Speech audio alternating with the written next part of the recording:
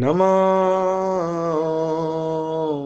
विष्णुपादाय कृष्णपृष्ठाय भूतले श्रीमते भक्ति वेदांत स्वामिन् इति नामिने।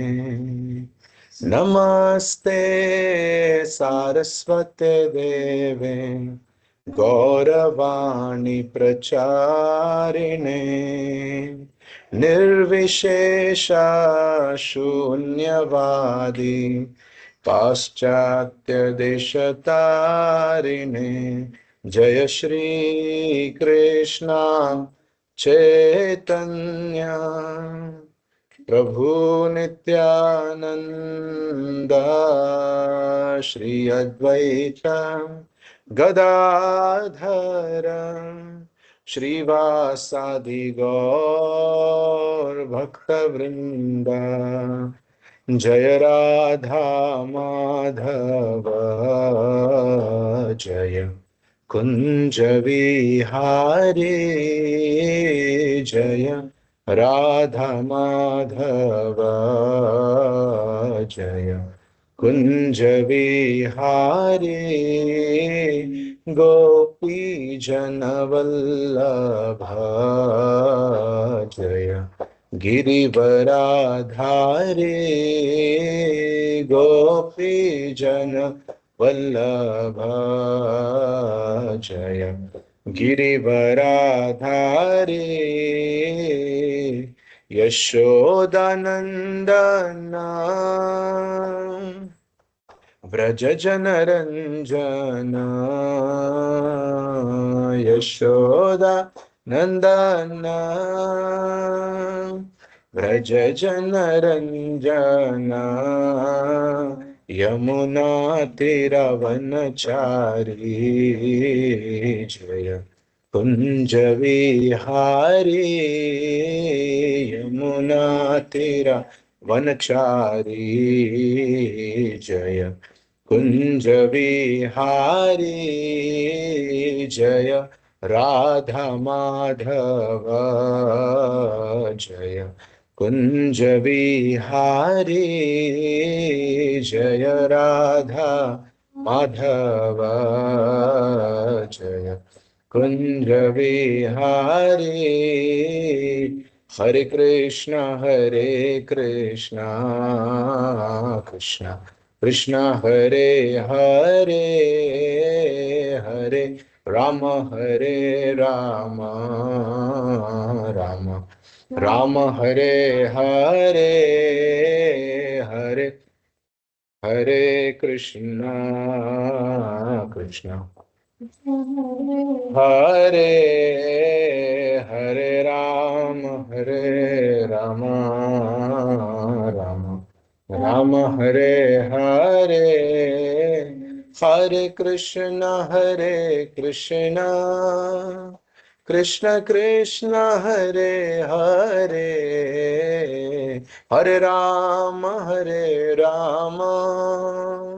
राम राम हरे हरे हरे कृष्ण कृष्ण कृष्ण हरे हरे हरे राम राम राम हरे हरे हरे कृष्ण कृष्ण कृष्ण हरे हरे हरे राम राम राम हरे हरे हरे कृष्ण कृष्ण कृष्ण हरे हरे हरे राम राम राम हरे हरे। जय जय गुरुदेव प्रभुपाद निताय गौर हरि बोल हरि बोल हरि बोल हरि बोल। विश्वगुरु शिल प्रभुपाद की जय। निताय गौर प्रेमानंदे हरि हरि बोल। Today we are Hare Krishna. ಇವತ್ತು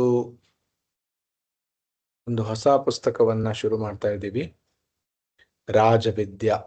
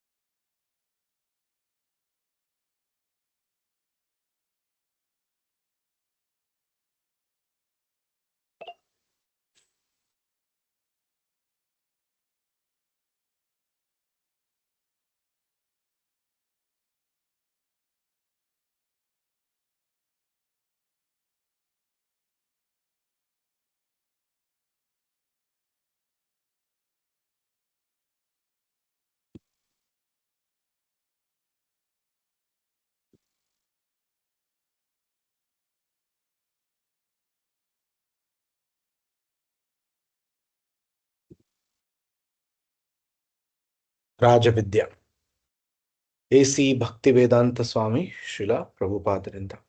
ಅಧ್ಯಾಯ 1.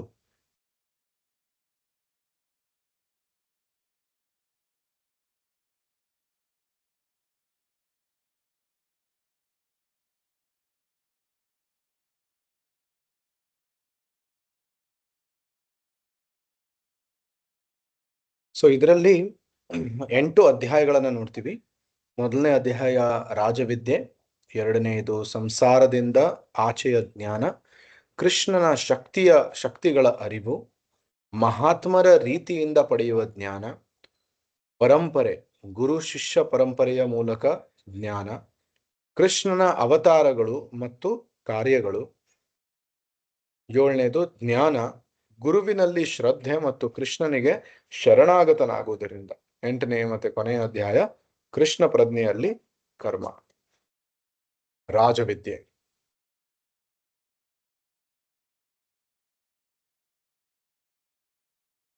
ಶ್ರೀ ಭಗವಾನ್ ವಾಚ ಇದಂ ತು ತೇ ಗುಹ್ಯತಮಂ ಪ್ರವಕ್ಷ್ಯಾಮಿ ಅನಸೂಯವೆ ಜ್ಞಾನಂ ವಿಜ್ಞಾನ ಸಹಿತಂ ಯಜ್ಞಾತ್ವಾ ಮೋಕ್ಷಸೇ ಶುಭಾತ್. ಪರಮೋನ್ನತ ಭಗವಂತನು ನುಡಿದನು, ನನ್ನ ಪ್ರೀತಿಯ ಅರ್ಜುನ, ಎಂದೂ ನೀನು ನನ್ನ ಬಗ್ಗೆ ಅಸೂಯೆ ತೋರಿಸಲಿಲ್ಲವಾದ್ದರಿಂದ ಈ ಅತ್ಯಂತ ರಹಸ್ಯವಾದ ಜ್ಞಾನವನ್ನು ನಿನಗೆ ಹೇಳುತ್ತೇನೆ. ಅದನ್ನು ತಿಳಿದುಕೊಳ್ಳುವುದರಿಂದ ನೀನು ಈ ಲೌಕಿಕ ಜಗತ್ತಿನ ಎಲ್ಲಾ ದುಃಖಗಳಿಂದ ಬಿಡುಗಡೆ ಹೊಂದುವೆ. ಈ ರಾಜವಿದ್ಯಾ ಪುಸ್ತಕ ಏನಂದ್ರೆ ಭಗವದ್ಗೀತೆಯ 9ನೆಯ ಅಧ್ಯಾಯ ಏನಿದೆ, ಆ 9ನೆಯ ಅಧ್ಯಾಯದ ಮೇಲೆನೆ ಬರೆದಿರುವಂತಹ ಪುಸ್ತಕ. ಸೊ 9ನೇ ಅಧ್ಯಾಯದ ಮೊದಲನೇ ಶ್ಲೋಕದಲ್ಲೇ ಕೃಷ್ಣ 9ನೇ ಅಧ್ಯಾಯದ ಹೆಸರು ದ ಮೋಸ್ಟ್ ಕಾನ್ಫಿಡೆನ್ಷಿಯಲ್ ನಾಲೆಜ್ ಅಂತ, ಅಂದ್ರೆ ಅತಿ ಗುಹ್ಯತಮ ಜ್ಞಾನ ಅಂತ. ಸೊ ಈ ಅಧ್ಯಾಯದ ಮೊದಲನೇ ಶ್ಲೋಕದಲ್ಲಿ ಕೃಷ್ಣ ಹೇಳ್ತಾನೆ, ಇದು ಇದಂ ತುತೆ ಗುಹ್ಯತಮಂ, ಅತಿ ಗುಹ್ಯವಾದಂತಹ ರಹಸ್ಯವಾದಂತಹ ಜ್ಞಾನ ಇದು. ಗುಹ್ಯತರ ಮತ್ತೆ ಗುಹ್ಯತಮ 3 ಹಂತದ ಜ್ಞಾನ ಇರುತ್ತೆ. ಮೊದಲನೇ ಜ್ಞಾನ ಅಂದ್ರೆ ಗುಹ್ಯವಾದಂತ ಜ್ಞಾನ. ನಂತರ ಗುಹ್ಯತರ ಅಂದ್ರೆ ಇನ್ನು ಸ್ವಲ್ಪ ಸೀಕ್ರೆಟ್ ಅಲ್ಲಿ ಇನ್ನೂ ಜಾಸ್ತಿ ಸೀಕ್ರೆಟ್. ಅದೇ ರೀತಿ ಗುಹ್ಯತಮ ಅಂದ್ರೆ the most secret, the most confidential, ಅತಿ ಗುಹ್ಯವಾದಂತಹ ಜ್ಞಾನ ಗುಹ್ಯತಮ. ಇದರಲ್ಲಿ ವಿಷಯ ಇದು ಇದು ಯಾಕೆ ಇದನ್ನ ಸೀಕ್ರೆಟ್ ಅಂತ ಹೇಳ್ತಾರೆ, ಯಾಕೆ ಗುಹ್ಯ ಅಂತ ಹೇಳ್ತಾರೆ? ಈ ಪುಸ್ತಕ ಅಂತೂ ಎಲ್ಲರಿಗೂ ಕೂಡ ಅವೈಲೇಬಲ್ ಇದೆ, ಹೌದಲ್ವಾ? ಯಾರಾದ್ರೂ ಭಗವದ್ಗೀತೆಯನ್ನ ತಗೊಂಡು ಓದ್ಕೊಂಡು ತಿಳ್ಕೊಬಹುದು, ಹೌದಲ್ವಾ? ಆದ್ರೆ ಯಾಕೆ ಗುಹ್ಯ ಅಂತ ಹೇಳ್ತಾರೆ? ಯಾಕೆಂದ್ರೆ ಇದನ್ನ ತಕೊಂಡು ಓದುವುದು ಒಂದು ರೀತಿ, ಆದ್ರೆ ಕೃಷ್ಣ ಯಾವ ರೀತಿ ಹೇಳಿದಾನೆ ಆ ರೀತಿ ಓದುವುದು ಇನ್ನೊಂದು. ಸೊ ಕೃಷ್ಣ ಹೇಗೆ ಹೇಳ್ತಾನೆ ಆ ರೀತಿ ಯಾರು ಓದ್ತಾರೋ ಅವರಿಗೆ ಈ ಸೀಕ್ರೆಟ್ಸ್ ಗಳೆಲ್ಲ ರಿವೀಲ್ ಆಗ್ತವೆ, ಈ ಸೀಕ್ರೆಟ್ಸ್ ಗಳೆಲ್ಲ ಬಯಲಾಗ್ತವೆ. ಆದ್ರೆ ಯಾರು ಕೃಷ್ಣ ಹೇಗೆ ಹೇಳ್ತಾನೋ ಆ ರೀತಿ ಅರ್ಥ ಮಾಡಿಕೊಳ್ಳೋದಿಲ್ವೋ ಅವರಿಗೆ ಈ ಜ್ಞಾನ ಗುಹ್ಯವಾಗಿಯೇ ಉಳಿಯುತ್ತದೆ. ಅವರು ಎಷ್ಟು ಭಗವದ್ಗೀತೆ ಓದಿದ್ರು, ಎಷ್ಟು ಸಂಸ್ಕೃತ ಭಾಷೆಯಲ್ಲಿ ಪಾಂಡಿತ್ಯವನ್ನ ಸಾಧಿಸಿದ್ರು ಕೂಡ ಅವರಿಗೆ ಈ ಭಗವದ್ಗೀತೆಯ ಅರ್ಥವು ಆಗುವುದಿಲ್ಲ, ಅವರಿಗೆ ಇದು ಗುಹ್ಯವಾಗಿಯೇ ಉಳಿಯುತ್ತದೆ. ಸೊ ಅದಕ್ಕೋಸ್ಕರ ಕೃಷ್ಣ ಇಲ್ಲಿ ಹೇಳ್ತಾನೆ, ಈ ಭಗವದ್ಗೀತೆಯನ್ನ ಅರ್ಜುನ ಯಾವ ರೀತಿ ಸ್ವೀಕರಿಸ್ತಾ ಇದ್ದಾನೆ ಆ ರೀತಿ ನಾವು ಸ್ವೀಕರಿಸಿದ್ರೆ ಇದು ನಮಗೆ ಕೃಷ್ಣ ನಮಗೂ ಕೂಡ ಈ ಗುಹ್ಯ ಜ್ಞಾನವನ್ನ, ಗುಹ್ಯತರವಾದಂಥ ಜ್ಞಾನವನ್ನ ನಮಗೂ ಕೂಡ ದಯಪಾಲಿಸ್ತಾನೆ. ಪರಮೋನ್ನತ ಭಗವಂತನು ನುಡಿದನು, ಶ್ರೀ ಭಗವಾನು ವಾಚ, ನನ್ನ ಪ್ರೀತಿಯ ಅರ್ಜುನನೇ, ಎಂದೂ ನೀನು ನನ್ನ ಬಗ್ಗೆ ಅಸೂಯೆ ತೋರಿಸಲಿಲ್ಲವಾದ್ದರಿಂದ ಪ್ರವಕ್ಷ್ಯಾಮಿ, ನಾನು ಹೇಳ್ತೀನಿ ನಿನಗೆ ಏನು ಗುಹ್ಯತಮಂ ಜ್ಞಾನ, ಈ ಗುಹ್ಯವಾದಂತಹ ಜ್ಞಾನ. ಯಾಕೆ ಅಂದ್ರೆ ಅನಸೂಯವೇ, ನೀನ್ ಯಾವತ್ತೂ ಕೂಡ ನನ್ನ ಬಗ್ಗೆ ಅಸೂಯೆ ತೋರಿಸಲಿಲ್ಲ. ಜ್ಞಾನಂ ವಿಜ್ಞಾನ ಸಹಿತಂ ಯಜ್ಞಾತ್ವಾ ಮೋಕ್ಷಸೆ ಶುಭಾತ್. ಈ ಗುಹ್ಯತಮ ಜ್ಞಾನದಲ್ಲಿ ಏನೇನಿದೆ, ಇದರಲ್ಲಿ ಜ್ಞಾನ ಕೂಡ ಇದೆ, ವಿಜ್ಞಾನ ಕೂಡ ಇದೆ. ಜ್ಞಾನ ಅಂದ್ರೆ ನಾಲೆಡ್ಜ್, ವಿಜ್ಞಾನ ಅಂದ್ರೆ ಪ್ರಾಕ್ಟಿಕಲಿ ರಿಯಲೈಸ್ಡ್ ನಾಲೆಡ್ಜ್. ಯಾವಾಗ ನಮಗೆ ಆಕ್ಸಿಜನ್ ಮತ್ತೆ ಹೈಡ್ರೋಜನ್ ಸೇರಿದ್ರೆ ನೀರಾಗುತ್ತೆ ಅಂತ ಗೊತ್ತು, H2O. ಆದ್ರೆ ಇದು ಜ್ಞಾನ. ಇದನ್ನ ನಾವು ಪ್ರಾಕ್ಟಿಕಲಿ ಯಾವ್ದಾದ್ರು ಲ್ಯಾಬ್ ಅಲ್ಲಿ ಹೋಗಿ ನೋಡಿದಾಗ ಹೇಗೆ ಹೈಡ್ರೋಜನ್ ಪ್ಲಸ್ ಆಕ್ಸಿಜನ್ ಸೇರಿ ನೀರಾಗ್ತದೆ ಅಂತ ನೋಡಿದಾಗ ಅದಕ್ಕಂತಾರೆ ವಿಜ್ಞಾನ. ಪ್ರಾಕ್ಟಿಕಲ್ ಅಪ್ಲಿಕೇಶನ್ ಅಂದ್ರೆ ಆ ಜ್ಞಾನದ ಸಾಕ್ಷಾತ್ಕಾರ. ಈಗ ನಾವು ಭಗವದ್ಗೀತೆಯಲ್ಲೇ ಭಗವಂತನ ಬಗ್ಗೆ ತಿಳ್ಕೊತೀವಿ. ಭಗವಂತ ಆತ್ಮದ ಬಗ್ಗೆ ಹೇಳ್ತಾನೆ. ಆತ್ಮ, ನಾವೆಲ್ಲರೂ ಕೂಡ ಆತ್ಮ ಯಾವತ್ತೂ ಸಾಯುವುದಿಲ್ಲ. ನಾವು ದೇಹ ಅಲ್ಲ, ನಾವು ಆತ್ಮ. ದೇಹ ಒಂದು, ಆತ್ಮ ಒಂದು ಸಣ್ಣ ದೇಹದಿಂದ ಇನ್ನೊಂದು ದೇಹ, ಅಲ್ಲಿಂದ ಇನ್ನೊಂದು ದೇಹ, ಈ ರೀತಿ ಬದಲಾಯಿಸ್ತಾ ಇರ್ತದೆ. ಒಂದು ಜೀವನದಲ್ಲೇ ಆತ್ಮ ಎಷ್ಟೊಂದು ದೇಹಗಳನ್ನ ಬದಲಾಯಿಸ್ತದೆ. ಚಿಕ್ಕ ಮಗು ಇದ್ದಾಗಿಂದ ದೊಡ್ಡವರಾಗಿ ಬೆಳೆದು ನಂತರ ದೇಹ ಬಿಡು ತನಕ ಆ ಆತ್ಮ ಅದೇ ದೇಹದ ಒಳಗಡೆ ಎಷ್ಟೊಂದು ದೇಹನ ಬದಲಾಯಿಸಿರ್ತದೆ. ದೇಹಿನೋ ಅಸ್ಮಿನ್ ಯಥಾ ದೇಹೆ ಕೌಮಾರಂ ಯೌವನಂ ಜರ ತಥಾ ದೇಹಾಂತರ ಪ್ರಾಪ್ತಿ. ಅಂದ್ರೆ ಕೌಮಾರಾವಸ್ಥೆಯಿಂದ ಆತ್ಮ ಯವನಾವಸ್ಥೆ, ಜರಾವಸ್ಥೆ ಅಂದ್ರೆ ಓಲ್ಡ್ ಏಜ್, ಇವೆಲ್ಲ ಹಂತಗಳಲ್ಲಿ ಆತ್ಮ ದೇಹವನ್ನ ಬದಲಾಯಿಸ್ತಾ ಇರ್ತದೆ. ಸೊ ಇದಕ್ಕೆ ಏನಂತಾರೆ? ಜ್ಞಾನ. ಆದ್ರೆ ನಾವು ನಮ್ಮ ಕಣ್ಣು ಮುಂದೆ ನೋಡ್ತೀವಿ, ಹೇಗೆ ಒಂದು ಚಿಕ್ಕ ಮಗು 1 ವರ್ಷದ ಹಿಂದೆ ಹೇಗಿತ್ತೋ ಅದು 1 ವರ್ಷದ ಮಗು ಇರ್ಬೇಕಾದ್ರೆ ಹೇಗಿರ್ತದೋ ಅದೇ ನೀವು 10 ವರ್ಷದ ಆದ ನಂತರ ಅದೇ ಮಗುನ ನೋಡಿದ್ರೆ ಆ ಮಗು ಶರೀರ ಬದಲಾಗಿರ್ತದೆ, ಅದೇ ಶರೀರ ಇರುವುದಿಲ್ಲ. ಇದಕ್ಕಂತಾರೆ ವಿಜ್ಞಾನ. ಸೊ ಕೃಷ್ಣ ಕೊಡುವಂತಹ, ಭಗವದ್ಗೀತೆಯಲ್ಲಿ ಕೊಡುವಂತಹ ಜ್ಞಾನ ಏನಿದೆ, ಇದು ಜ್ಞಾನ ವಿಜ್ಞಾನ ಸಹಿತಂ. ಮತ್ತೆ ಇದನ್ನ ಯಾರು ಅರ್ಥ ಮಾಡ್ಕೋತಾರೆ, ಯಜ್ಞಾತ್ವಾ, ಯಾರು ಇದನ್ನ ಅರ್ಥ ಮಾಡ್ಕೋತಾರೆ, ಮೋಕ್ಷಸೆ ಅಶುಭಾತ್, ಅವರು ಈ ಅಶುಭ ವಾತಾವರಣದಿಂದ ಅವರಿಗೆ ಮೋಕ್ಷ ಸಿಗ್ತದೆ. ಅಶುಭ ವಾತಾವರಣ ಅಂದ್ರೆ ಏನು?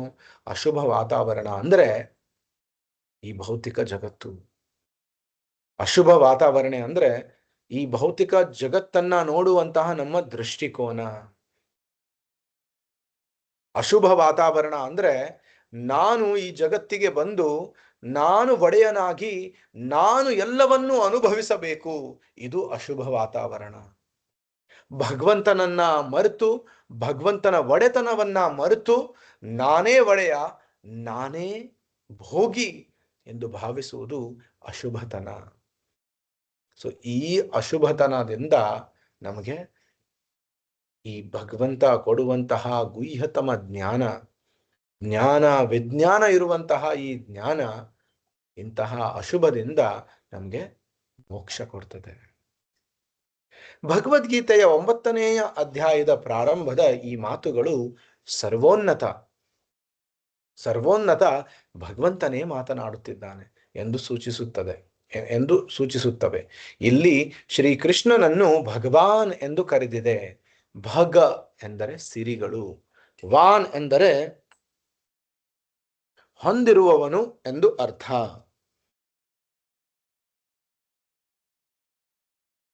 ನಮಗೆ ದೇವರನ್ನು ಕುರಿತು ಕೆಲವು ಪರಿಕಲ್ಪನೆಗಳಿವೆ. ಆದರೆ ವೈದಿಕ ಸಾಹಿತ್ಯದಲ್ಲಿ ದೇವರು ಎಂದರೆ ಏನು ಎಂಬುದರ ಖಚಿತವಾದ ವಿವರಣೆಗಳು ಬರುತ್ತವೆ. ಅಲ್ಲಿ ವರ್ಣಿಸಿರುವುದೆಲ್ಲವೂ ಭಗವಾನ್ ಎಂಬ ಒಂದು ಪದದಲ್ಲಿ ಅಡಕವಾಗಿದೆ. ಭಗವಾನ್ ಎಲ್ಲಾ ಸಿರಿಗಳನ್ನು ಪಡೆದಿದ್ದಾನೆ. ಭಗವಾನ್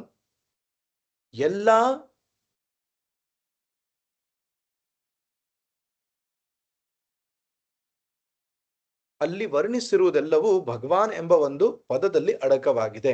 ಭಗವಾನ್ ಎಲ್ಲಾ ಸಿರಿಗಳನ್ನು ಪಡೆದಿದ್ದಾನೆ. ಪೂರ್ಣವಾದ ಜ್ಞಾನ, ಸಂಪತ್ತು, ಅಧಿಕಾರ, ಸೌಂದರ್ಯ, ಕೀರ್ತಿ ಮತ್ತು ವಿರಕ್ತಿ ಇವೆಲ್ಲವೂ ಅವನಲ್ಲಿವೆ. ಈ ಸಿರಿಗಳನ್ನು ಪರಿಪೂರ್ಣವಾಗಿ ಹೊಂದಿರುವ ಯಾರನ್ನಾದರೂ ನಾವು ನೋಡಿದರೆ ಆತನು ದೇವರೆಂದು ನಾವು ತಿಳಿಯಬೇಕು. ಅನೇಕ ಜನ ಶ್ರೀಮಂತರಿದ್ದಾರೆ, ಜ್ಞಾನಿಗಳು, ಪ್ರಸಿದ್ಧರು, ಸುಂದರರು, ಶಕ್ತಿಶಾಲಿಯಾದವರು ಇದ್ದಾರೆ. ಆದರೆ ಒಬ್ಬ ವ್ಯಕ್ತಿಯು ಇವೆಲ್ಲಾ ಸಿರಿಗಳನ್ನು ತಾನು ಪಡೆದಿದ್ದೇನೆಂದು ಹೇಳಿಕೊಳ್ಳಲು ಸಾಧ್ಯವಿಲ್ಲ. ಕೃಷ್ಣನಲ್ಲಿ ಮಾತ್ರ ಅವೆಲ್ಲವೂ ಪೂರ್ಣ ಪ್ರಮಾಣದಲ್ಲಿ ಇವೆ. ಐಶ್ವರ್ಯಸ್ಯ ಸಮಗ್ರಸ್ಯ ವೀರ್ಯಸ್ಯ ಯಶಸ್ಸಃ ಶ್ರಿಯಃ ಜ್ಞಾನ ವೈರಾಗ್ಯಯೋಶ್ಚೈವ ಶನ್ನಂ ಭಗ ಇತಿಂಗಣ. ಈ 6 ಐಶ್ವರ್ಯಗಳು ಪರಾಶರ ಮುನಿಗಳು, ಅಂದ್ರೆ ವ್ಯಾಸದೇವರ ತಂದೆ ಪರಾಶರ ಮುನಿಗಳು ಭಗವಾನ್ ಎಂಬ ಪದದ ಅರ್ಥ ಈ ಶ್ಲೋಕದಲ್ಲಿ ಹೇಳ್ತಾರೆ. ಯಾರು ಈ ಆರೂ ಐಶ್ವರ್ಯಗಳನ್ನ ಪೂರ್ಣವಾಗಿ ಹೊಂದಿರ್ತಾರೆ. ಈಗ ನಮ್ಮ ಈ ಭೌತಿಕ ಪ್ರಪಂಚದಲ್ಲೂ ಕೂಡ ನಾವು ನೋಡ್ತೀವಿ, ಕೆಲವರು ತುಂಬಾ ಶ್ರೀಮಂತರಾಗಿರ್ತಾರೆ, ಕೋಟ್ಯಾಧಿಪತಿಯರಾಗಿರ್ತಾರೆ. ಕೆಲವೊಬ್ರು ತುಂಬಾ ಸುಂದರವಾಗಿರ್ತಾರೆ, ಕೆಲವೊಬ್ರು ತುಂಬಾ ಜ್ಞಾನವಂತರಾಗಿರ್ತಾರೆ, ಇನ್ನು ಕೆಲವೊಬ್ರು ತುಂಬಾ ಕೀರ್ತಿಯನ್ನ ಪಡೆದಿರ್ತಾರೆ, ಯಶಸ್ಸನ್ನ ಪಡೆದಿರ್ತಾರೆ, ಇನ್ನು ಕೆಲವೊಬ್ರು ತುಂಬಾ ವಿರಕ್ತಿಯನ್ನ ಹೊಂದಿರ್ತಾರೆ. ಈ ರೀತಿ ಹಲವಾರು ರೀತಿಯ ಜನರನ್ನ ನಾವು ನೋಡ್ತೀವಿ. ಎಲ್ಲಾ ಐಶ್ವರ್ಯಗಳನ್ನ, ಈ 6 ಐಶ್ವರ್ಯಗಳಲ್ಲಿ 1 ಅಥವಾ 2 ಹೊಂದಿರೋರನ್ನ ನೋಡ್ತೀವಿ. ಆದ್ರೆ ಈ 6 ಐಶ್ವರ್ಯಗಳನ್ನ ಸಂಪೂರ್ಣವಾಗಿ ಹೊಂದಿರೋರು ಯಾರೂ ಸಿಗುವುದಿಲ್ಲ. ಮತ್ತೆ ಒಂದು ವೇಳೆ ಐಶ್ವರ್ಯ ಸಂಪತ್ತು ಇದೆ ಅಂದ್ರೂ ಕೂಡ ಒಬ್ಬ ಮನುಷ್ಯನ ಹತ್ರ ತುಂಬಾ ಸಂಪತ್ತಿದೆ, ಆದರೆ ಇಡೀ ಜಗತ್ತಿನ ಸಂಪತ್ತೇ ನನ್ನ ಸಂಪತ್ತು ಎನ್ನುವಂತಹ ಅಧಿಕಾರ ಅವನಿಗೆ ಇಲ್ಲ.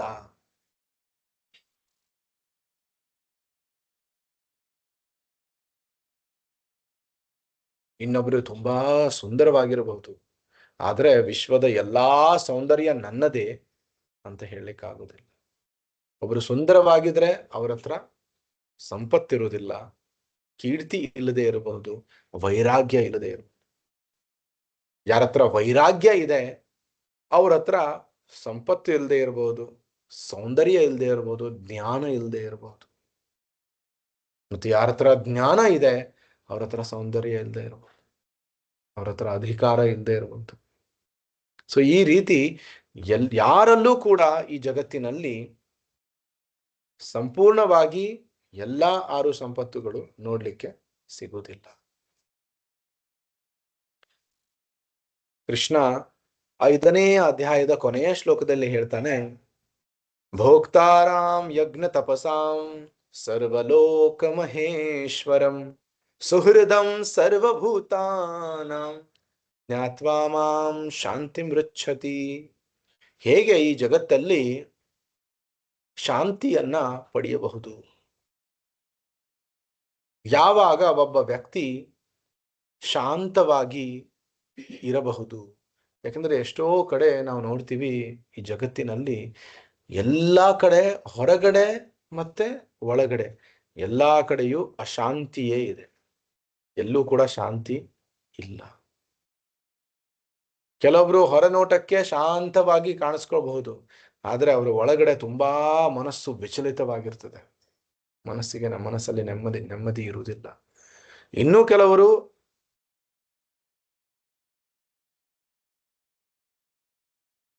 ಹೊರಗಡೆ ಅಶಾಂತ, ಒಳಗಡೆ ಕೂಡ ಅಶಾಂತ. ಸೊ ಈ ರೀತಿ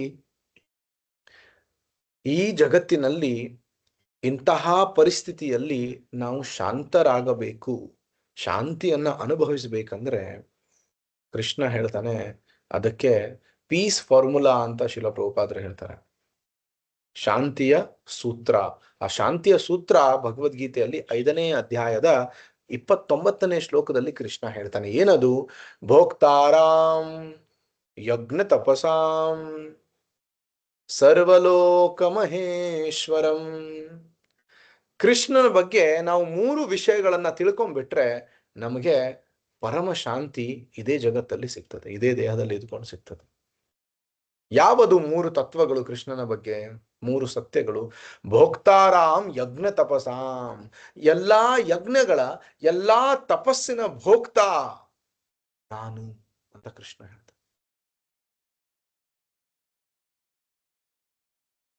ಸೆಕೆಂಡ್, ಸರ್ವ ಲೋಕ ಮಹೇಶ್ವರಂ, ಎಲ್ಲಾ ಲೋಕಗಳು,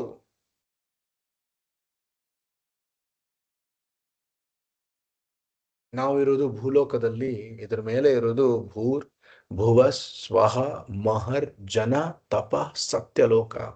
ಕೆಳಗಡೆ ಇರೋದು ಅತಲ ವಿತಲ ಸುತಲ ತಲಾತಲ ಮಹಾತಲ ರಸಾತಲ ಪಾತಾಲ. ಇವೆಲ್ಲಾ ಲೋಕಗಳು ಒಂದು ವಿಶ್ವದಲ್ಲಿರ್ತವೆ. ಈ ರೀತಿ ಎಷ್ಟೊಂದು ವಿಶ್ವಗಳಿದಾವೆ, ಕೋಟ್ಯಾಂತರ ವಿಶ್ವಗಳಿದಾವೆ. ಕೋಟ್ಯಾಂತರ ವಿಶ್ವಗಳು ಸೇರಿ ಒಂದು ಭೌತಿಕ ಜಗತ್ತಾಗತ್ತೆ. ಮತ್ತೆ ಇವೆಲ್ಲಾ ಲೋಕಗಳ ಒಡೆಯ ಯಾರು ಅಂದ್ರೆ ಈಶ್ವರ, ಮಹಾ ಈಶ್ವರ, ಸರ್ವಲೋಕ ಮಹಾ ಈಶ್ವರ. ಈಶ್ವರ, ಮಹೇಶ್ವರ ಮತ್ತೆ ಸರ್ವಲೋಕ ಮಹೇಶ್ವರ. ಎಲ್ಲಾ ಲೋಕಗಳ ಎಲ್ಲಾ ಅಧಿಪತಿಯರ ಒಡೆಯ ಕೃಷ್ಣ. ಮೊದಲನೇದು, ಎಲ್ಲಾ ಯಜ್ಞ ಮತ್ತು ತಪಸ್ಸಿನ ಭೋಗಿಸುವವನು ಕೃಷ್ಣ. ಎರಡನೆಯದು, ಎಲ್ಲಾ ಲೋಕಗಳ ಒಡೆಯ ಕೃಷ್ಣ. ಮೂರನೆಯದು, ಸುಹೃದಂ ಸರ್ವಭೂತಾನ, ಎಲ್ಲಾ ಜೀವಿಗಳ ಅತಿ ಹತ್ತಿರದ ಮಿತ್ರ ಯಾರು ಅಂದ್ರೆ ಕೃಷ್ಣ. ಸುಹೃತ್, ಆತ್ಮೀಯ ಸ್ನೇಹಿತ ಅಂತ ಹೇಳ್ತೀವಲ್ಲ ಅದು. ಆತ್ಮೀಯ ಅಂದ್ರೆ ಆತ್ಮಕ್ಕೆ ಹತ್ರ ಇರೋನು, ಹೃದಯಕ್ಕೆ ಹತ್ರ ಇರೋನು. ಸುಹೃತ್ ಕೃಷ್ಣ ಹೇಳ್ತಾನೆ. ಹೃತ್ ಅಂದ್ರೆ ಹೃದಯ, ಸುಹೃತ್ ಅಂದ್ರೆ ಹೃದಯಕ್ಕೆ ತುಂಬಾ ಹತ್ರ ಇರೋನು. ಸುಹೃದಂ ಸರ್ವಭೂತಾನಾಂ, ನಾವು ನಮಗೆ ಸುಹೃತ್ ಅಂದ್ರೆ ಒಬ್ರೋ ಇಬ್ರೋ ಇರ್ತಾರೆ ಆತ್ಮಕ್ಕೆ, ಫ್ರೆಂಡ್ಶಿಪ್ ಅಲ್ಲಿ ತುಂಬಾ ಕ್ಲೋಸ್ ಫ್ರೆಂಡ್ ಆಗಿರೋರು, ಹೌದಲ್ವಾ? ಆದ್ರೆ ಕೃಷ್ಣ ಹೇಳ್ತಾನೆ, ಕೃಷ್ಣ ಎಲ್ಲಾ ಜೀವಿಗಳ ದ ಮೋಸ್ಟ್ ಡಿಯರ್ ಫ್ರೆಂಡ್, ಅತಿ ಆತ್ಮೀಯ ಸ್ನೇಹಿತ ಎಲ್ಲಾ ಜೀವಿಗಳಿಗೆ ಯಾರು ಅಂದ್ರೆ ಕೃಷ್ಣ. ಯಾಕಂದ್ರೆ ಹೃದಯದ ಒಳಗಡೆನೆ ಇರ್ತಾನೆ. ಎಲ್ಲಾ ಮಿತ್ರರು ನಿಮ್ಮನ್ನ ಬಿಟ್ಟು ಹೋದ್ರು ಕೂಡ ಈ ಮಿತ್ರ ಮಾತ್ರ ಬಿಟ್ಟು ಹೋಗುದಿಲ್ಲ. ಸೊ ಈ 3 ವಿಷಯಗಳನ್ನ ಕೃಷ್ಣನ ಬಗ್ಗೆ ಯಾರು ತಿಳ್ಕೊತಾರೋ ಅವರು ಜ್ಞಾತ್ವಾ ಮಾಂ, ಈ ರೀತಿ ಮಾಂ ಅಂದ್ರೆ ನಾನು, ಜ್ಞಾತ್ವಾ ನನ್ನನ್ನ, ನನ್ನನ್ನ ಯಾರು ಈ ರೀತಿ ಈ ಮೂರು ತತ್ವಗಳನ್ನು ನನ್ನ ಬಗ್ಗೆ ಯಾರು ತಿಳ್ಕೊತಾರೆ, ಶಾಂತಿಂ ರಿಚ್ಛತಿ, ಅವರಿಗೆ ಮಾತ್ರ ಶಾಂತಿ ಸಿಗ್ತದೆ. ನಮ್ಮ ಮನಸ್ಸಲ್ಲಿ ಇವತ್ತು ಅಶಾಂತಿ ಇದೆ ಅಂದ್ರೆ ಇದಕ್ಕೆ ಕಾರಣ ಏನಂದ್ರೆ, ಕೃಷ್ಣನ ಬಗ್ಗೆ ಈ ಮೂರು ತತ್ವಗಳನ್ನ ನಾವು ತಿಳ್ಕೊಂಡಿಲ್ಲ. ಕೃಷ್ಣನೇ ಪರಮ ಭೋಕ್ತ, ಕೃಷ್ಣನೇ ಎಲ್ಲಾ ಲೋಕಗಳ ಮಹೇಶ್ವರ, ಕೃಷ್ಣನೇ ಎಲ್ಲಾ ಜೀವಿಗಳ ಪರಮ ಮಿತ್ರ. ಈ ಮೂರು ತತ್ವಗಳನ್ನ ನಾವು ಅರ್ಥ ಮಾಡಿಕೊಂಡ್ರೆ ನಮಗೆ ಶಾಂತಿ ಯಾವಾಗಲೂ ಇರ್ತದೆ. ಕೃಷ್ಣ ಎಲ್ಲದರ ಭೋಕ್ತರ, ಇದನ್ನು ನಾವು ಅರ್ಥ ಮಾಡ್ಕೊಂಡಿಲ್ಲ ಎನ್ನುವುದಕ್ಕೆ ಏನ್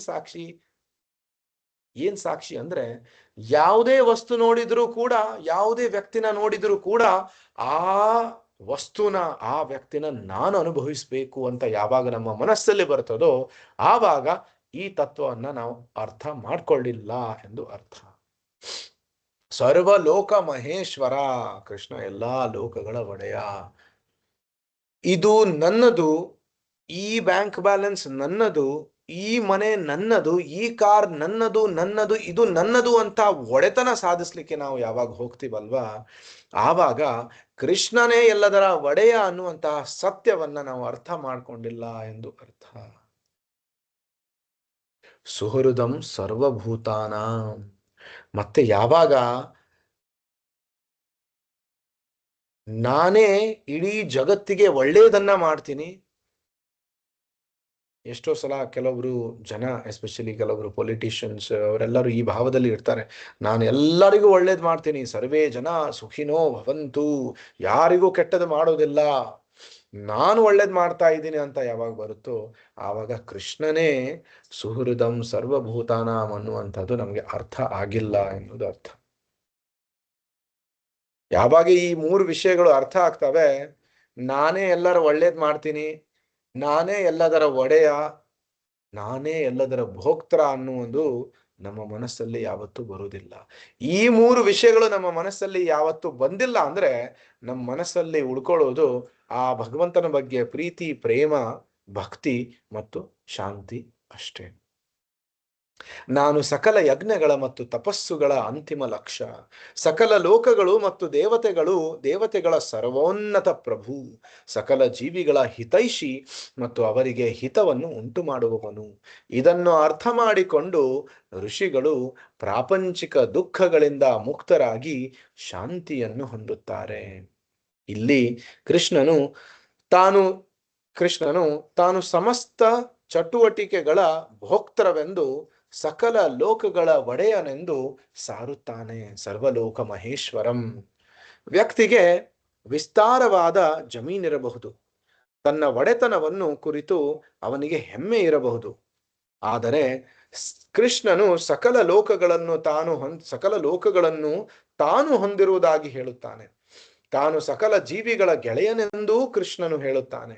ಸುಹೃದಂ ಸರ್ವಭೂತಾನಾಂ, ಸಕಲಕ್ಕೂ ಒಡೆಯನು ಭಗವಂತನೇ ಎಂದು, ಅವನು ಪ್ರತಿಯೊಬ್ಬ ಜೀವಿಯ ಮಿತ್ರನೆಂದು, ಸಮಸ್ತ ಚಟುವಟಿಕೆಗಳ ಅನುಭೋಗಿ ಎಂದು ತಿಳಿದುಕೊಂಡವನು ಶಾಂತಿಯನ್ನು ಪಡೆಯುತ್ತಾನೆ. ವಾಸ್ತವವಾಗಿ ಶಾಂತಿಯ ಸೂತ್ರ ಇದೆ. ನಾನು ಒಡೆಯ ಎಂದು ತಿಳಿದುಕೊಂಡಿರುವವರೆಗೆ ಯಾರೂ ಶಾಂತಿಯನ್ನು ಪಡೆಯಲು ಸಾಧ್ಯವಿಲ್ಲ. ಯಾರು ತಾನೇ ಒಡೆತನವನ್ನು ಹೇಳಿಕೊಳ್ಳಬಲ್ಲರು? ಕೆಲವು ನೂರು ವರ್ಷಗಳ ಹಿಂದೆ ರೆಡ್ ಇಂಡಿಯನ್ನರು ಅಮೆರಿಕದ ಒಡೆಯರು ಎಂದು ಪರಿಗಣಿಸಲಾಗಿತ್ತು. ಇಂದು ನಮ್ಮ ಸರದಿ, ನಾವು ಆ ಒಡೆತನವನ್ನು ಹೇಳಿಕೊಳ್ಳುತ್ತಿದ್ದೇವೆ. ಇನ್ನು 400 ಅಥವಾ 1000 ವರ್ಷಗಳ ಅನಂತರ ಬಹುಶಃ ಹಾಗೆ ಹೇಳಿಕೊಳ್ಳುವ ಬೇರೆ ಯಾರೋ ಬರಬಹುದು. ನೆಲ ಇಲ್ಲಿದೆ, ನಾವು ಇಲ್ಲಿಗೆ ಬಂದು ಅದರ ಒಡೆಯರು ಎಂದು ತಪ್ಪಾಗಿ ಹೇಳಿಕೊಳ್ಳುತ್ತೇವೆ. ಸುಳ್ಳು ಒಡೆತನದ ಈ ತತ್ವವು ವೇದದ ಆದೇಶಗಳಿಗೆ ಹೊಂದುವುದಿಲ್ಲ. ಈ ವಿಶ್ವದಲ್ಲಿರುವ ಅಚೇತನಗಳೆಲ್ಲಕ್ಕೂ ಭಗವಂತನು ಒಡೆಯನಿದ್ದಾನೆ ಮತ್ತು ಅವುಗಳನ್ನು ನಿಯಂತ್ರಿಸುತ್ತಿದ್ದಾನೆ ಎಂದು ಶ್ರೀ ಈಶೋಪನಿಷತ್ತು ಹೇಳುತ್ತದೆ. ಈಶಾವಾಸ್ಯಂ ಇದಂ ಸರ್ವಂ ಯತ್ಕಿಂಚಂ ಜಗತ್ಯಾಂ ಜಗತ್. ಈ ಹೇಳಿಕೆಯ ಸತ್ಯವು ವಾಸ್ತವವಾಗಿದೆ. ಆದರೆ ಮಾಯಾವಶರಾಗಿ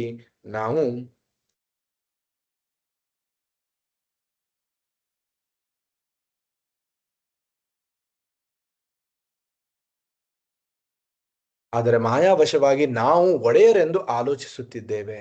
ವಾಸ್ತವದಲ್ಲಿ ಎಲ್ಲವೂ ಭಗವಂತನಿಗೆ ಸೇರಿದ್ದು. ಆದ್ದರಿಂದ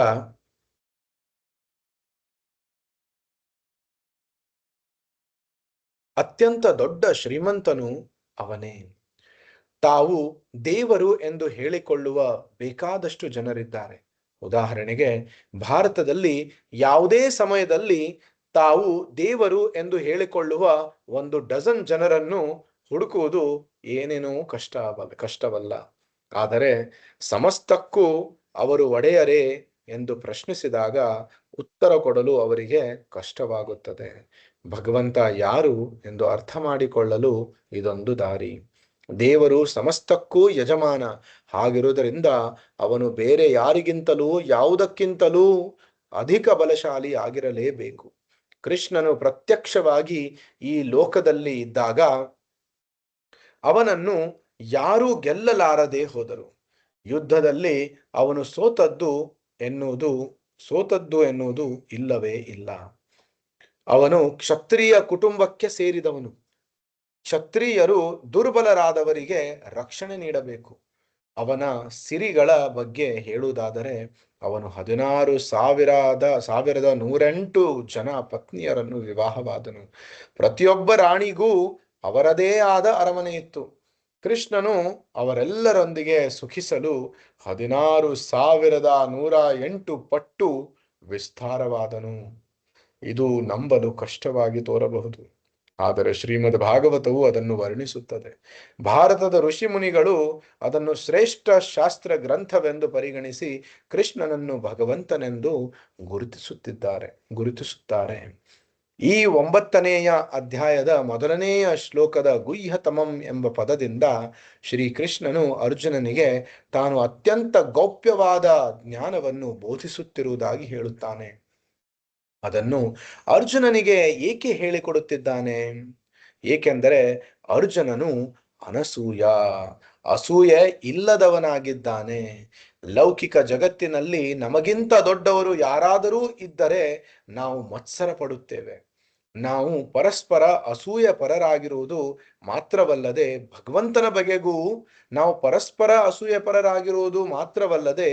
ಭಗವಂತನ ಬಗೆಗೂ ಹೊಟ್ಟೆ ಕಿಚ್ಚುಕೊಳ್ಳುತ್ತೇವೆ. ನಾನು ಯಜಮಾನ ಎಂದು ಕೃಷ್ಣನು ಹೇಳಿದಾಗಲೂ ನಾವು ಅದನ್ನು ನಂಬುವುದಿಲ್ಲ. ಆದರೆ ಅರ್ಜುನ ಹಾಗಿರಲಿಲ್ಲ. ಅವನು ಅಸೂಯೆ ಇಲ್ಲದೆ ಕೃಷ್ಣನ ಮಾತುಗಳನ್ನು ಆಲಿಸಿದನು. ಕೃಷ್ಣನಿಗೆ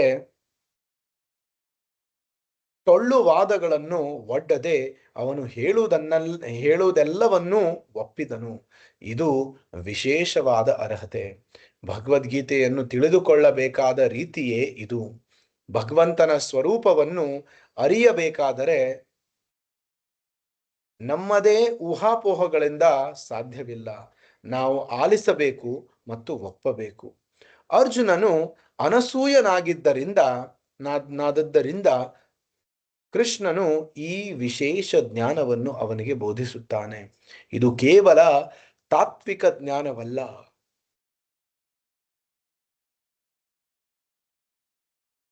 ವಾಸ್ತವಿಕ ಪ್ರಯೋಗ ಸಾಧ್ಯ ಜ್ಞಾನ, ವಿಜ್ಞಾನ ಸಹಿತಂ. ಭಗವದ್ಗೀತೆಯಿಂದ ನಾವು ಯಾವ ಜ್ಞಾನವನ್ನು ಪಡೆಯುತ್ತೇವೆಯೋ ಅದನ್ನು ಭಾವಪರವಶತೆ ಅಥವಾ ಕುರುಡು ಅಭಿಮಾನವೆಂದು ತೆಗೆದುಕೊಳ್ಳಬಾರದು. ಈ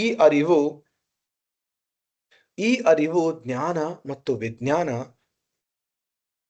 ಎರಡೂ ಆಗಿದೆ. ಈ ಅರಿವು ಜ್ಞಾನ ಮತ್ತೆ ವಿಜ್ಞಾನ ಎರಡೂ ಆಗಿದೆ. ಸೈದ್ಧಾಂತಿಕ ಜ್ಞಾನ ಹಾಗೂ ಪ್ರಯೋಗಶೀಲ ಅರಿವು ಎರಡೂ ಆಗಿದೆ. ಸೈದ್ಧಾಂತಿಕ ಜ್ಞಾನ ಹಾಗೂ ಪ್ರಯೋಗಶೀಲ ಅರಿವು, ಈ ಎರಡೂ ಜ್ಞಾನದಲ್ಲಿ ಪರಿಣಿತನಾದವನಿಗೆ ಮೋಕ್ಷವು ಖಚಿತ. ಈ ಲೌಕಿಕ ಪ್ರಪಂಚದಲ್ಲಿ ಬದುಕು ಸಹಜವಾಗಿಯೇ ಅಮಂಗಳಕರ ಮತ್ತು ದುಃಖಮಯ. ಮೋಕ್ಷ ಎಂದರೆ ಬಿಡುಗಡೆ. ಈ ವಿಶೇಷ ಜ್ಞಾನದ ಒತ್ತಡದಿಂದ ವ್ಯಕ್ತಿಯು ಸಕಲ ದುಃಖಗಳಿಂದಲೂ ಬಿಡುಗಡೆ ಹೊಂದುತ್ತಾನೆ ಎಂದು ಭರವಸೆ ನೀಡಲಾಗಿದೆ. ಆದ್ದರಿಂದ ಈ ಜ್ಞಾನದ ವಿಷಯದಲ್ಲಿ ಕೃಷ್ಣನು ಏನು ಹೇಳುತ್ತಿದ್ದಾನೆ ಎಂದು ತಿಳಿಯುವುದು ಮುಖ್ಯವಾಗಿದೆ.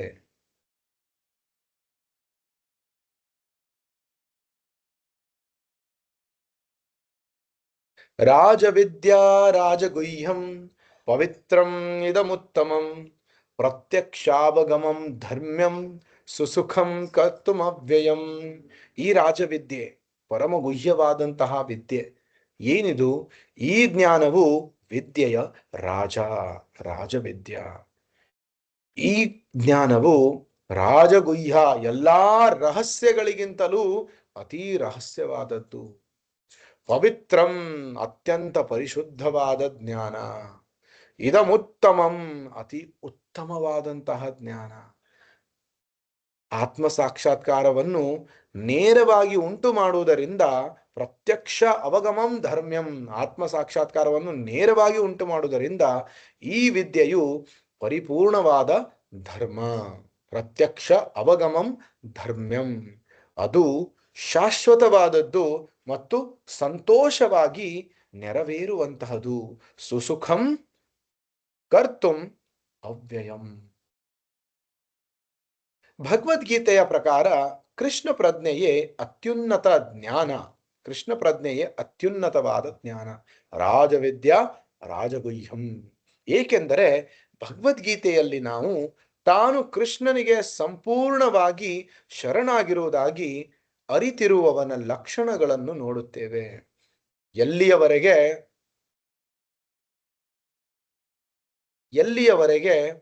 ಅಧೀನ ಅಥವಾ ಅದಕ್ಕೆ ಸಂಬಂಧಿಸಿದದ್ದು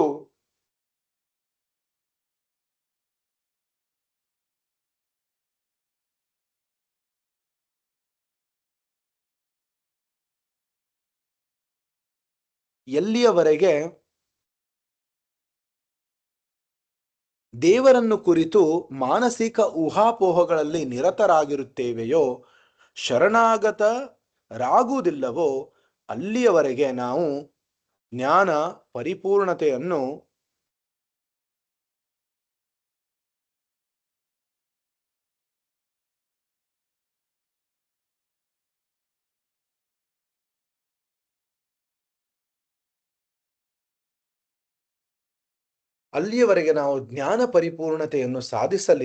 ಸಾಧಿಸಿಲ್ಲ ಎಂದೇ ಅರ್ಥ. ಜ್ಞಾನದ ಪರಿಪೂರ್ಣತೆ ಇದು ಏನು?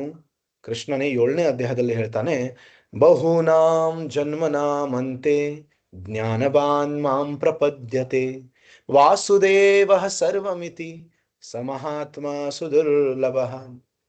ಅನೇಕ ಬಾರಿ ಹುಟ್ಟಿ ಸತ್ತ ಬಳಿಕ ಯಾರು ತಿಳಿದುಕೊಂಡು ನನಗೆ ಶರಣಾಗತರಾಗುತ್ತಾರೆಯೋ, ಎಲ್ಲಾ ಕಾರಣಗಳ ಕಾರಣನು, ಅಸ್ತಿತ್ವದಲ್ಲಿರುವ ಸಮಸ್ತವು ನಾನು ಎಂದು ತಿಳಿದುಕೊಳ್ಳುತ್ತಾರೆಯೋ ಅಂತಹ ಮಹಾತ್ಮರು ಬಹು ದುರ್ಲಭರಾಗಿದ್ದಾರೆ. ಪರಿಪೂರ್ಣ ಜ್ಞಾನದ ಪರಿಪೂರ್ಣತೆ ಏನು ಅಂದ್ರೆ ಇದು. ವಾಸುದೇವ ಸರ್ವಮಿತಿ, ವಾಸುದೇವ ಕೃಷ್ಣನೇ ಎಲ್ಲ ಎಂದು ಅರ್ಥ ಮಾಡಿಕೊಳ್ಳುವುದು. ಬಹುನಾಂ ಜನ್ಮನಾಮಂತೆ ಜ್ಞಾನವಾನ್ ಮಾಂ ಪ್ರಪದ್ಯತೆ. ಮತ್ತೆ ಆ ವಾಸುದೇವನೇ ಎಲ್ಲ ಅಂತ ತಿಳ್ಕೊಂಡು, ಎಲ್ಲಾ ಕಾರಣಗಳ ಕಾರಣ ಎಂದು ತಿಳ್ಕೊಂಡು, ಅಸ್ತಿತ್ವದಲ್ಲಿರುವಂತಹ ಸಮಸ್ತವೂ ವಾಸುದೇವನೇ ಎಂದು ತಿಳ್ಕೊಂಡು ಅವನಿಗೆ ಶರಣಾಗತರಾಗೋದು, ಇದೇ ಜ್ಞಾನದ ಪರಿಪೂರ್ಣತೆ. ಎಲ್ಲಿಯವರೆಗೆ ಶರಣಾಗತರಾಗುವುದಿಲ್ಲವೋ ಅಲ್ಲಿಯವರೆಗೆ ಭಗವಂತನನ್ನು ನಾವು ಅರಿಯಲಾರೆವು. ಭಗವಂತನಿಗೆ ಶರಣಾಗತರಾಗಲು ಹಲವು ಜನ್ಮಗಳನ್ನು ಕಳೆಯಬೇಕಾಗಿ ಬರಬಹುದು. ಆದರೆ ಭಗವಂತ ದೊಡ್ಡವನು ಎಂದು ಒಪ್ಪಿಕೊಂಡದ್ದೇ ಆದರೆ ಅವನಿಗೆ ತತ್ಕ್ಷಣವೇ ಶರಣಾಗಬಹುದು. ಆದರೆ ಲೌಕಿಕ ಜೀವನದಲ್ಲಿ ನಮ್ಮ ಪರಿಸ್ಥಿತಿ ಹೀಗಿಲ್ಲ. ಲಕ್ಷಣದಲ್ಲಿ ನಾವು ಅಸೂಯಾರತರು. ಆದ್ದರಿಂದ ಆದ್ದರಿಂದ ನಾನೇಕೆ ಭಗವಂತನಿಗೆ ಶರಣಾಗತನಾಗಬೇಕು? ನಾನು ಸ್ವತಂತ್ರನಾಗಿದ್ದೇನೆ, ಸ್ವತಂತ್ರವಾಗಿ ಕೆಲಸ ಮಾಡುತ್ತೇನೆ ಎಂದು ಯೋಚಿಸುತ್ತೇವೆ.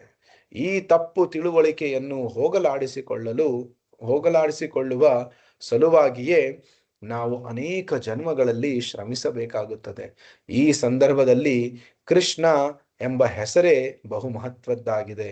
ಕೃಷ್ ಎಂದರೆ ಜನನದ ಪುನರಾವರ್ತನೆ, ನ ಎಂದರೆ ತಡೆಯುವವನು. ಕೃಷ್ ನ ನಮ್ಮ ಜನ್ಮಗಳ ಪುನರಾವರ್ತನೆಯನ್ನು ಭಗವಂತ ಮಾತ್ರ ತಡೆಯಬಲ್ಲ. ಅದಕ್ಕೋಸ್ಕರ ಅವನ ಹೆಸರು ಕೃಷ್ಣ. ಅವನ ಕಾರಣರಹಿತ ಕರುಣೆ ಇಲ್ಲದೆ ಯಾರೂ ಹುಟ್ಟು ಸಾವುಗಳ ಆವರ್ತನೆಗಳನ್ನು ತಡೆಗಟ್ಟಲಾರರು. 9ನೇ ಅಧ್ಯಾಯದ ವಸ್ತು ರಾಜವಿದ್ಯಾ. ರಾಜ ಎಂದರೆ ಅರಸು, ವಿದ್ಯಾ ಎಂದರೆ ಜ್ಞಾನ. ಸಾಮಾನ್ಯ ಜೀವನದಲ್ಲಿ ಒಬ್ಬನು ಒಂದು ವಿಷಯದಲ್ಲಿ ರಾಜನಾಗಿರುತ್ತಾನೆ, ಇನ್ನೊಬ್ಬನು ಇನ್ನೊಂದು ವಿಷಯದಲ್ಲಿ ರಾಜ. ಆದರೆ ಈ ಜ್ಞಾನವು ಮಿಕ್ಕ ಎಲ್ಲಾ ಅರಿವುಗಳಿಗಿಂತಲೂ ಉನ್ನತವಾದದ್ದು. ಮಿಕ್ಕ ಎಲ್ಲಾ ಜ್ಞಾನವು ಅದಕ್ಕೆ ಅಧೀನ ಅಥವಾ ಅದಕ್ಕೆ ಸಂಬಂಧಿಸಿದ್ದು.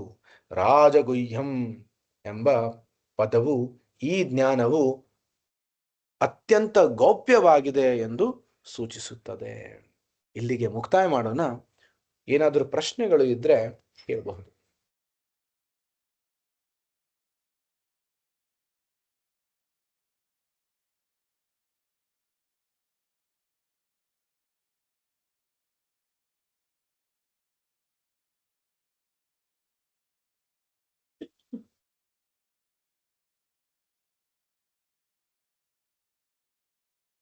ಪ್ರಶ್ನೆಗಳು ಇಲ್ಲ? ಈ ರೀಡಿಂಗ್ ಸೆಷನ್ ಸೇರಿದಕ್ಕೆ ಎಲ್ಲರಿಗೂ ಧನ್ಯವಾದಗಳು. ವಿಶ್ವಗುರು ಶ್ರೀಲ ಪ್ರಭುಪಾದ ಕಿ ಜೈ. ನಿತಾಯ್ ಗೌರ್ ಪ್ರೇಮಾನಂದೇ. ಹರಿ ಹರಿ ಬೋಲ್. ಹರೇ ಕೃಷ್ಣ.